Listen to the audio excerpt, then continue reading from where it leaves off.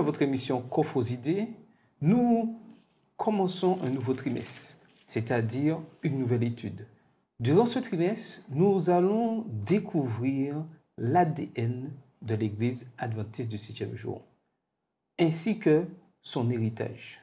Aujourd'hui, comment, en tant qu'adventiste du 7e jour, en tant que jeunes, nous voyons cette Église et quelle est notre identité?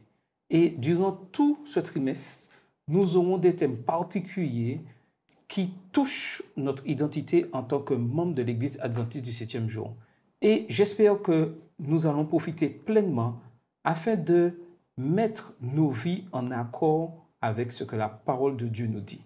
Et aujourd'hui, nous allons discuter avec Carole et Evie va nous faire la prière. Qui nous la tête? Seigneur mon Dieu, nous te remercions pour ce moment d'étude que tu nous donnes.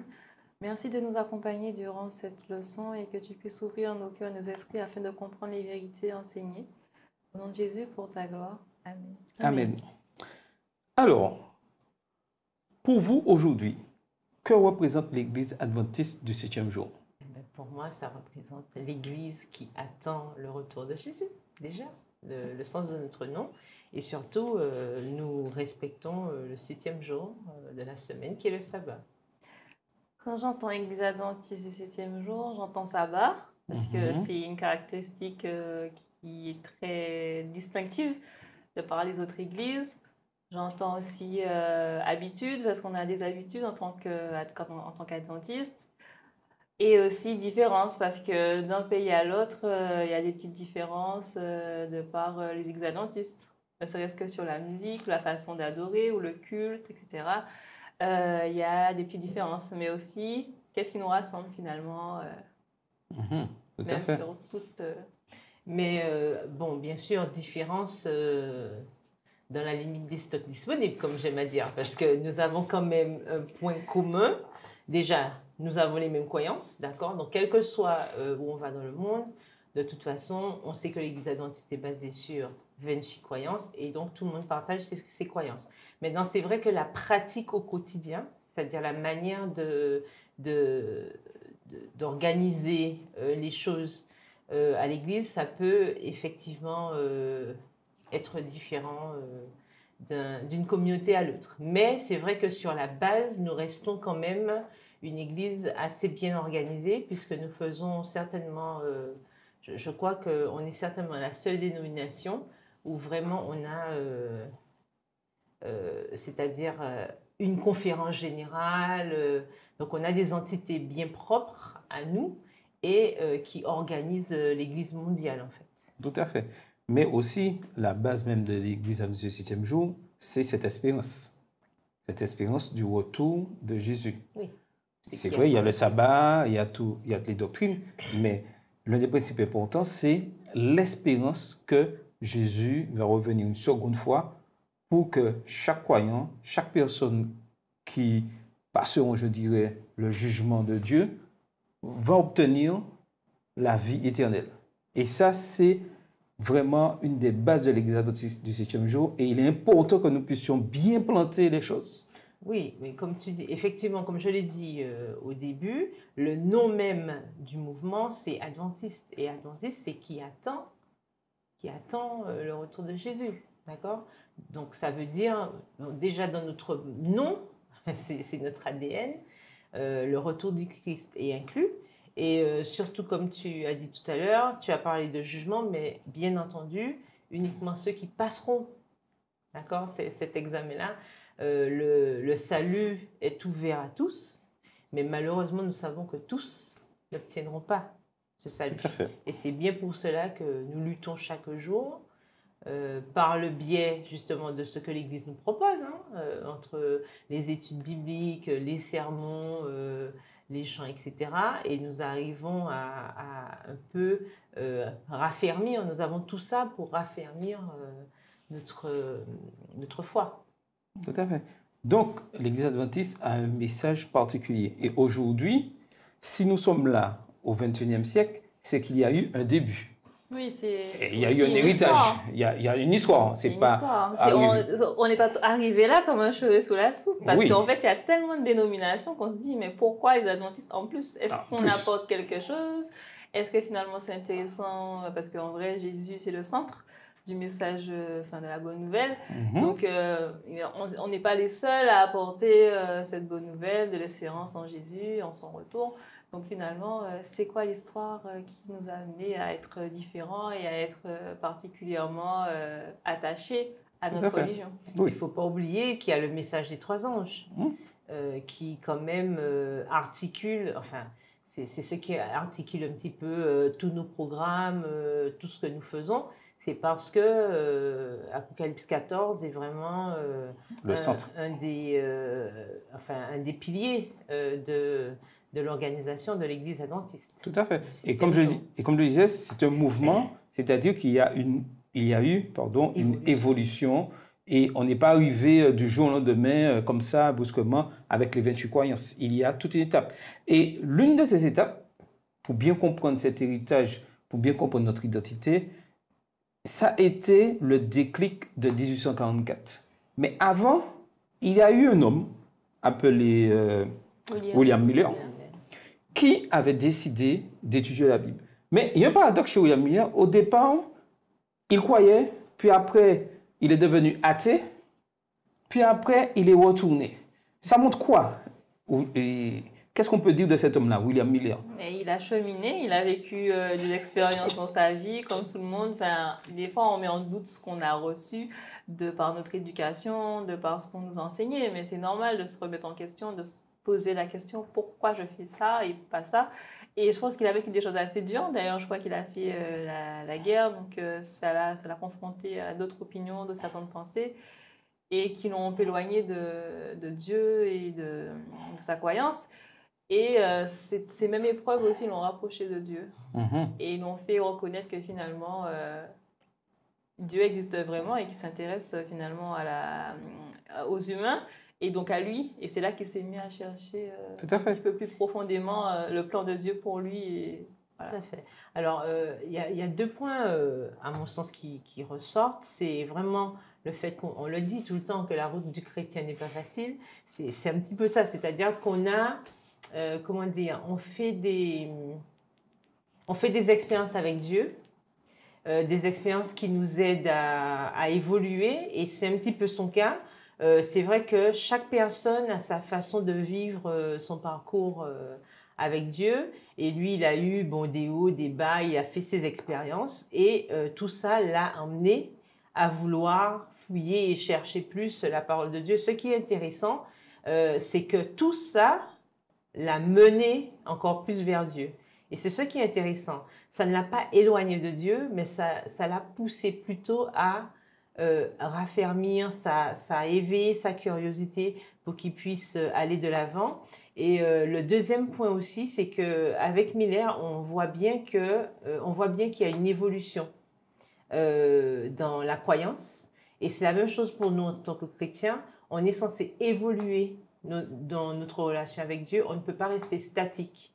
Donc, même si on a différentes phases dans cette relation avec notre Dieu, si nous sommes sincères, on se rend compte que toutes nos expériences ne font que nous ramener ou nous mener encore plus vers notre Dieu. Lorsqu'on voit William Miller, on voit qu'il a cherché à étudier la parole de Dieu.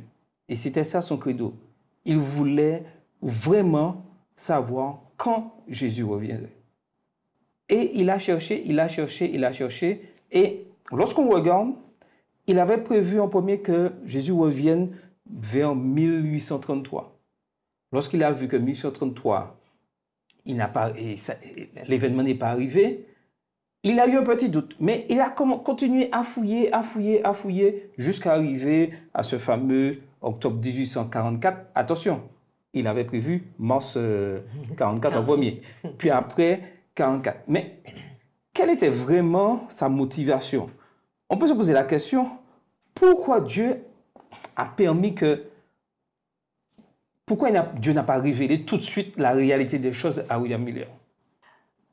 Bon, alors, la Bible nous dit bien que nul ne sait ni le jour ni l'heure. que seul le Père sait. Donc déjà, il fallait, certainement Dieu savait qu'il fallait ce cheminement-là, qu'il fallait qu'il passe par là pour pouvoir arriver à ce que nous sommes aujourd'hui. C'est-à-dire apprendre de cette expérience pour pouvoir évoluer et bien comprendre que la parole de Dieu doit primer dans notre vie quotidienne, dans le sens où ce que dit Dieu, c'est ce qui importe. Parce que la parole de Dieu dit bien, nul ne sait ni le jour ni l'heure. Donc, même si on étudie, c'est pas pour savoir quelle date que Jésus va revenir, etc. Mais c'est pour vraiment apprendre à connaître Dieu que nous étudions sa parole, pas pour savoir quand vont se réaliser voilà, tel ou tel événement, surtout son retour. Voilà, c'est parce que la Bible est claire là-dessus. Donc, certainement, Dieu savait qu'il fallait qu'il passe par ces étapes-là pour comprendre ce que, dès le départ, il était écrit dans la Bible. Et ça me fait penser justement aux disciples qui sont passés par un chemin très difficile parce qu'ils ont pensé que tout leur espoir était anéanti. Ils ont misé leur vie entière sur le Messie, Jésus, qui allait les sauver, qui finalement allait représenter leur trésor. C'était un petit peu leur mission, c'était leur vie d'être à côté du roi, d'être les conseillers du Messie. Et puis finalement, ils meurent. Et ils ne comprennent rien. Ils se disent, mais on s'est trompé. C'était lui qui devait sauver Israël, qui devait nous libérer finalement, mais il est mort. Pendant plusieurs jours, ils se sont dit, on s'est trompé. On n'a pas réussi. Mais pourquoi Jésus les a laissés, Jésus qui était Dieu, qui était à côté d'eux, les a laissés. Enfin, pas les a laissés, mais ils n'ont pas compris. Ils n'ont pas compris que ce que Jésus venait faire sur terre, c'était pas par rapport à leur attente présente. Et Jésus leur donnait plusieurs signes. Il leur a parlé énormément aussi par rapport au fait qu'il devait mourir, qu'il devait ressusciter, que le Fils de l'homme devait être enlevé. Malgré ça, ils n'ont pas compris. Et je pense que c'est passé un peu la même chose avec William Miller qui cheminait avec Jésus, qui cheminait avec Dieu à travers sa parole, parce que les disciples cheminaient, mais malgré tout, ils sont passés à côté.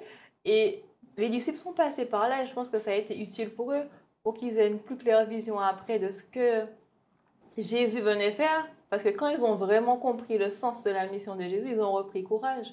Donc je ne pense pas que Dieu va forcément nous donner tout de suite. Et puis même des fois, on ne peut pas comprendre parce qu'on n'est pas encore arrivé à ce stade où on est assez mature pour avoir une compréhension, on va dire, limpide de ce qu'il veut nous dire. Donc, il fait avec nous, il marche avec nous. Donc, si on comprend ça, ben voilà, il ne va pas aller plus vite que la musique et il va nous laisser cheminer, mais toujours, il sera là. Donc, si après, on s'est trompé, il sera là pour nous rattraper, pour nous dire « T'inquiète pas, pleure pas, je suis là quand même, on continue. » Voilà. Donc, Dieu n'est pas toujours là pour dire « Stop, je t'évite tous les malheurs, toutes les déceptions, toutes les douleurs, parce que finalement, on est des humains. » Et ça fait partie aussi de notre cheminement, en fait, en tant que pécheur, parce qu'on n'est pas encore parfait. Oui, tout à fait. Et ça nous montre aussi qu'on doit faire attention à notre curiosité. Il faut faire les choses vraiment dans la limite que Dieu nous donne. Et il faut garder en mémoire que la Bible ne se contredit pas.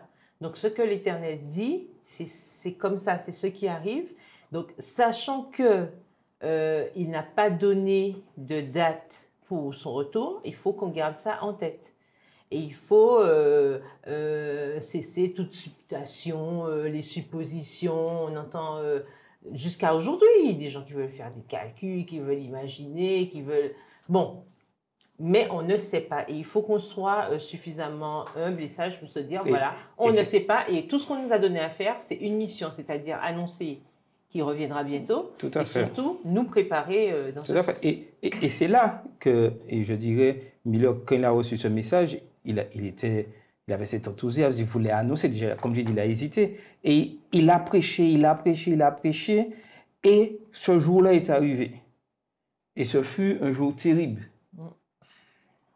Pourquoi? Parce que beaucoup avaient mis leur espérance en ce jour-là. Oui, parce que vous imaginez à leur place, Jésus doit revenir à cette date-là, ils ont tout vendu, et puis le jour se lève, midi arrive, le soir arrive, minuit du lendemain et rien ne se passe. Oui, parce que... Alors, non, mais avant, essayons de nous mettre un peu à leur place. Non, ouais. Comment auriez-vous réagi à leur place? Vous êtes là, en ce temps-là, 1844. Le soir s'est écoulé, nous sommes au lendemain et Jésus n'est pas venu. Mais déjà, qu'on se fait arnaquer à moindre degré, genre on nous a pris 1 euro, 10 euros, déjà là, on est déjà pas bien. Perturbé. On est perturbé, on dort mal. Mais là, en fait, ils ont misé Perdu. toute leur vie entière. Ils avaient des enfants, ils avaient un champ, ils étaient peut-être ingénieurs, médecins, je sais pas, ils avaient des carrières, ils ont tout laissé, ils ont démissionné, ils ont déposé le bilan de l'entreprise et puis ils attendent Jésus. Ils n'ont plus rien finalement. Tout ce qu'il leur reste, c'est cet espoir que Jésus reviendra le 22 octobre. Et il n'est pas tout ce venu. qu'il leur reste. Donc ça veut dire que quand il ne vient pas, il ne leur reste plus rien. Voilà. Et aussi, je pense que, parce que Miller, il a commencé depuis 1833 quand même, à prêcher. Donc, près de 10 ans, voilà, c'est écoulé. Donc, ça veut dire que vraiment, ça a été un travail de fond. Parce que bouche à oreille, enfin, ça a été vraiment un travail diligent, avec beaucoup fait avec de la persuasion, voilà, du zèle. Et bien sûr, il a forcément enrôlé des gens. Et c'est vrai que certainement la déception, d'ailleurs, on l'appelle le grand désappointement, parce que ça a dû être vraiment, vraiment terrible. Pour certaines, d'ailleurs, certains ont tourné le dos Ils se sont suicidés, au mouvement. aussi. Voilà, certains étaient découragés jusqu'à la mort, et puis d'autres, bien sûr, ont tourné le dos à l'Église, etc. Donc, c'est vrai que c'était vraiment une grande déception. Mais en même temps, c'est une leçon pour nous aujourd'hui parce que, en quelque part, ils avaient été désobéissants. Dans le sens où, je répète ce que j'ai dit, la Bible nous dit bien que nous ne savons ni le jour ni l'heure. Après, ils n'ont pas compris. Donc, on n'est pas au casino et on ne fait pas des pronostics. On ne doit pas faire des pronostics. Mais ils n'ont pas forcément compris le sens du passage. Oui, mais aujourd'hui, mais des fois, aujourd'hui, on vit la même chose. Ni le jour ni l'heure. Aujourd'hui, des fois, on vit la même chose. Quand certaines personnes cherchent à interpréter dans l'Apocalypse tel événement qui va correspondre à tel événement, et il va dire, oui, voilà, ça va arriver, ça sera le retour de Jésus. Ou des gens qui disent, oui, c'est à tel endroit que Jésus va venir, qu'il va revenir sur terre, puisqu'on parle d'Armageddon, cette guerre de l'Apocalypse. Et je dirais que des fois, nous faisons les mêmes erreurs que les pionniers ont fait en 1844. C'est-à-dire, nous voulons déterminer, malgré que nous savons que nous disons qu'on n'est ni le jour ni l'heure, mais nous cherchons à déterminer des fois quel jour, quelle période exactement Christ va revenir. Et ça, c'est un manque d'humilité. Et je pense que la leçon que Dieu voulait déjà donner à ces hommes, c'est déjà qu'il faut savoir être humble dans la proclamation du message. Et ça, c'est quelque chose, humainement, qui est très difficile. Parce qu'après le désappointement, tout est à zéro. Mais qu'est-ce qui s'est passé? Qu'est-ce qui s'est passé? Est-ce qu'ils sont restés là comme ça, disant... Non, mais Dieu, justement, ne nous abandonne pas. C'est ce voilà. Certains ont abandonné, mais d'autres ont continué. C'est parce que Dieu, il ne va pas nous laisser... Parce qu'en fait, ce qui est bien dans cette histoire, et qu'on peut prendre comme exemple, c'est que finalement, ils étaient pas là les bras croisés, parce que souvent on est les bras croisés et puis la Bible on la lit un peu rapidement. Lui il s'est assis, il a pris un stylo, un crayon, il a fait des calculs, il a vraiment cherché à comprendre quel était le message. Donc cette démarche là, je pense qu'elle est honorable, même si finalement ça n'a pas abouti sur ce qu'il voulait exactement, mais c'est un tremplin que Dieu a utilisé pour créer cette Église adventiste. Donc si lui n'avait pas cherché à comprendre finalement la Bible et les prophéties de Daniel qui sont peut-être compliquées, qu'on n'arrive pas à comprendre, mais on ne serait jamais arrivé à ce résultat-là. Et si aujourd'hui, nous, on ne prend pas ce temps de comprendre réellement ce que Dieu dit dans sa Bible, de prendre le temps de s'asseoir et d'étudier, on ne va pas arriver on va se tromper, ça c'est sûr. Mais au-delà de nos erreurs, Dieu va nous conduire sur un chemin qui sera...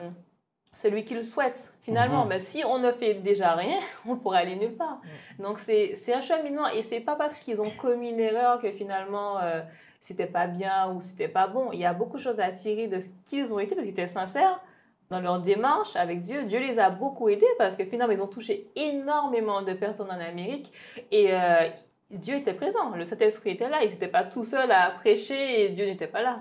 Donc, Dieu est avec nous même quand on commet des erreurs. Mais c'est lui, en fait, finalement, qui va jauger comment ça va se passer. Mais il ne va jamais nous abandonner, même si des fois, on n'est pas dans le vrai totalement. Mais il sera quand même là. Alors, après, on a quand même vu que c'est vrai que le résultat de ces études ne correspondait pas à ce qu'il avait imaginé, mais il y avait quand même un résultat. C'est-à-dire que derrière, il s'agissait de comprendre le début du jugement investigatif, c'est-à-dire l'entrée de Jésus dans le lieu très saint, puisqu'on a parlé du sanctuaire le trimestre dernier. Donc, il y avait quelque chose à comprendre, sauf que la compréhension, et un petit peu on revient aux disciples, la compréhension n'était pas celle qu'il aurait dû avoir. Mais il y avait un message. Donc, il n'a pas étudié pour rien. C'est ça. Ça veut dire que quand on fait des choses pour Dieu, on étudie tout, on ne fait pas ça pour rien. Peut-être qu'on ne comprend pas toujours comme on devrait comprendre, mais il y a toujours quelque chose à en tirer. Tout à fait. Et je dirais, la parabole qui montre bien ce qui s'est passé, c'est la parabole des 10 vierges, où il y avait 5 sages et 5 folles. Toutes avaient de l'huile. Il n'y avait pas de souci sur ce point-là. On était tranquille. Mais quelle était la différence entre la quantité? C'était la quantité d'huile. Mais ça revient à la quantité, ça revient au verset qui dit « Celui qui persévérera jusqu'à la fin ». Finalement, l'huile, c'est la persévérance. C'est jusqu'au bout. C'est pas l'huile pour voilà, c'est jusqu'à la fin. C'est pas jusqu'à un temps T, et puis finalement après, il reste plus. Mais on peut comparer ça à cette période de 1000 ans où ceux qui ont abandonné, c'est qu'ils n'avaient pas assez d'huile pour pouvoir continuer et dire, bon, parce que le but de tout ça, le problème c'est ça, on pense au retour de Jésus, etc. Mais le but principal, c'était l'espérance de la vie éternelle. C'est-à-dire que si ceux qui ont vraiment compris se sont dit, non, certes, ce n'est pas l'événement, ce n'est pas le retour de Jésus que nous attendons. Le plus, c'est d'obtenir la vie éternelle. Donc, en comprenant ça par le Saint-Esprit, ils ont compris qu'ils ont commis une erreur quelque part. Parce qu'ils avaient dévié vers le but. Parce que Dieu révèle des choses dans le but que nous puissions bien comprendre qu'il vient nous chercher pour obtenir la vie éternelle. Mais là, lorsqu'on regarde à cette époque-là, qu'est-ce qu'ils voyaient? Ils voyaient plus Jésus comme les disciples. Jésus venant sous terre, ou mettre un royaume sous terre, et puis fin de... Est-ce que vous voyez... Et c'est ça le problème. Les disciples, ils attendaient, ils avaient Jésus avec eux, mais ils espéraient qu'ils détruisent les Romains. Et là, ceux qui étaient à cette période-là, ce qu'ils espéraient, c'est que Christ revienne et mette son sanctuaire sous terre, et puis, bon, tous les problèmes que nous avons sur la terre-là, ça sera fini. Mais c'est pas ça que... C'est pas ce que dit la Bible. C'est pas ce que dit la Bible. La seule chose qui a pu garder ceux qui sont restés, c'est cet amour de Dieu et pour Jésus. Parce que finalement, ils se sont dit, même si ça s'est passé comme ça, c'est très, très dur, mais finalement, est-ce qu'on n'aime plus Jésus? Est-ce qu'on n'attend plus son retour? Est-ce que parce que ça s'est passé, on va changer de voie, on va lui dire, ça n'a pas réussi à combler mes attentes. Mais en fait, ceux qui ont continué dans le chemin qu'ils ont commencé, ils ont eu l'humilité d'admettre qu'ils se sont trompés. Parce que aussi, c'est étudier et se dire, bon, on y croit dur comme fer, c'est ça. Mais ils ont eu l'humilité, mais on s'est trompé. Il faut qu'on continue à étudier. Parce que là, c'est un challenge. C'est dire, on a étudié, ça ne servait à rien finalement. On a fait tout ça finalement. Peut-être qu'il faut se tourner vers une autre solution. Peut-être qu'il ne faut plus étudier. Peut-être qu'il faut prier, attendre une vision, je ne sais pas, quelque chose. Mais non, ils se sont dit, il faut qu'on continue à étudier parce qu'on a raté quelque chose. Et ce sont des personnes courageuses, fort du courage, pour recommencer à étudier. Et c'est grâce à ces personnes-là que nous sommes là aujourd'hui. Qui ont continué, qui ont persévéré, qui se sont dit non, Dieu ne nous laisse pas tomber. Parce qu'ils ont eu la foi que Dieu ne les avait pas abandonnés complètement. Oui, certes, ça s'est passé. Certes, Jésus était mort.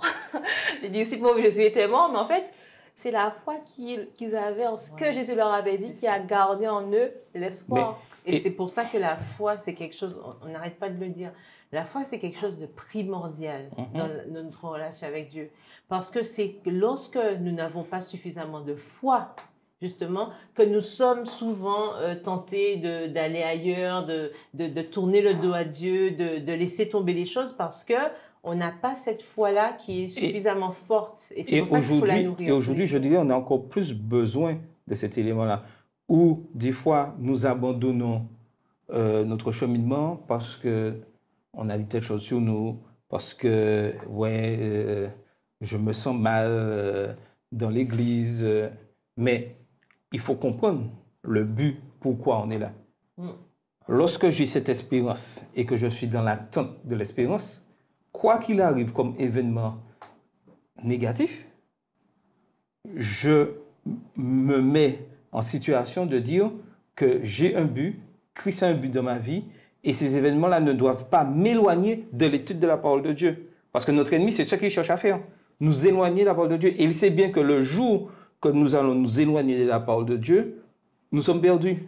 Donc, il est important aujourd'hui, pour nous, au XXIe siècle, d'avoir, je dirais, notre fiole remplie d'huile afin de pouvoir faire face, aux dangers de la société, aux dangers de ce que Satan va nous attaquer. Et parce que la pire des choses, ça serait de perdre cette espérance. Avoir vécu tout ça, reçu tout son héritage, avoir entendu tout ce que... Et puis, on perd tout. Mais c'est ça, parce qu'en fait, aujourd'hui, il y a tellement de fake news. C'est terrible. Les gens racontent tout et n'importe quoi. Donc, en fait, si on n'étudie pas aujourd'hui, on peut nous raconter tout. Parce qu'en fait, quand vous ne connaissez pas la vérité, non, mais on peut tout vous raconter. Attends, mais tu dis ça. Carole a donné un texte. Carole a donné un texte, c'est marqué noir sur blanc sur la Bible, que nul connaît le jour, ni l'heure, sauf le Père. Malgré ça, ceux qui croient, reçus, Adventiste du 7e jour, cherchent à fixer une date et un jour. Pourquoi? Non, mais c'est le désespoir, en fait, qui fait que les gens ont envie, soudain de se transformer en grands prophètes, etc., etc., alors que ce n'est pas ce que Dieu nous demande. Tout à fait. Et ça, c'est quelque chose d'important, de comprendre ce que Dieu nous demande. Qu'est-ce que Dieu nous demande? C'est ça, en fait. Et l'héritage que nous avons aujourd'hui, c'est de proclamer que Christ revient bientôt. Mais c'est ce qu'il nous a donné à faire.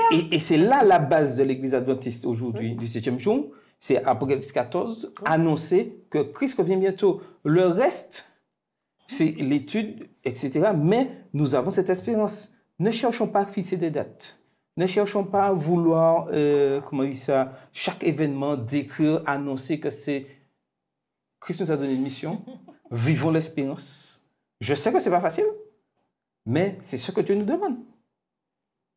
Alors, est-ce que vous êtes prêts à relever le défi? C'est-à-dire le défi d'annoncer... D'annoncer. Mais nous sommes déjà en plein dans le défi. On ne fait que ça. D'ailleurs, nous sommes là.